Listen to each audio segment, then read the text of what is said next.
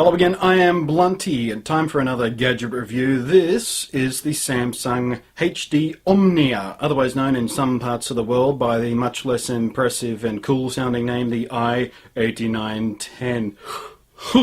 Boring. Okay, so let's not fool ourselves, let's not beat around the bush. This thing is obviously designed to compete with the Apple iPhone, the current ruler of the smartphone, touchscreen, big media playing phone kind of market thingy.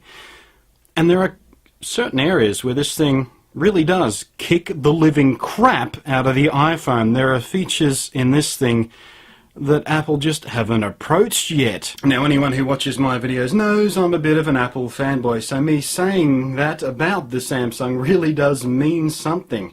I love my iPhone dearly, but this thing really does have some stuff that I wish Apple would put in their phone, but they haven't, and they probably won't for some time. So let's take a close-up look of what makes this just kick the living bejesus out of certain things the iPhone just cannot do. First up, let's talk about the screen. The screen is magnificent. It's hard to tell on video, but when you see this thing in person, you just go, that's a brilliant screen. It is sharp, clear, bright. It uses a technology called AMOLED, A-M-O-L-E-D, which, quite frankly, I don't know what that means, and it really doesn't matter to you or me, for that matter. All that matters is the screen is lovely. Watching full screen movies and things on this is a joy, and that's the other thing where this really stands out. This is the world's first mobile phone that can record and play back HD video. 720p, 24 frames per second.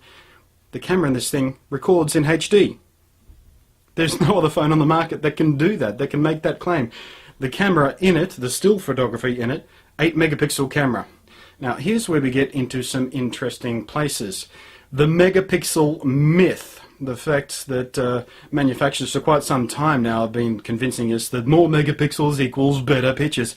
It's not true. It all depends on the lens, the size of the image sensor, the software and all that sort of stuff.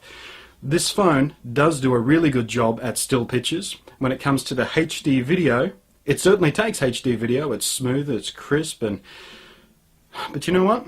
Because the sensor in it is so small and you got a little autofocus lens in there, you get a little bit of grain, a little bit of noise and stuff in the HD video. You can put up with that. It's, you know, not designed to replace a full-on HD camcorder, obviously, because it's a phone. But the other photography aspects of this are magnificent. You've got features in here which easily equal that of any standard sort of point-and-shoot pocket camera. You've got scene modes in there, you've got a choice of resolution, you've got a whole bunch of different things that you really have only ever seen in full-on point-and-shoot pocket cameras. And that makes this thing really stand out. Back to the video. Let's have a look at what it can do. What you're seeing right now is video recorded directly on this thing. Now you may or may not be able to tell thanks to the compression that YouTube adds, which tends to pull out some of the grain, believe it or not. But when you watch this thing on the computer, there is a little bit of noise and grain in the picture. However, it is still HD, and it is still far more flexible than video you'll ever get on any other phone on the market at the moment. Quite frankly, I'm happy with the trade-off of getting full, proper, HD, 720p video and putting up with a little bit of grain on it, because like I said, this isn't supposed to... I'm pressing buttons again, it's beeping at me. I just tried to call 6666. Who am I going to get? This thing isn't designed to replace a full-on HD camera. What it does give you is HD in your pocket wherever you go. This thing is your mobile phone. It's always going to be with you, so you can whip it out, bam, record HD video. I'm pressing buttons again. What am I doing? Let's just turn the screen off for a while, shall we?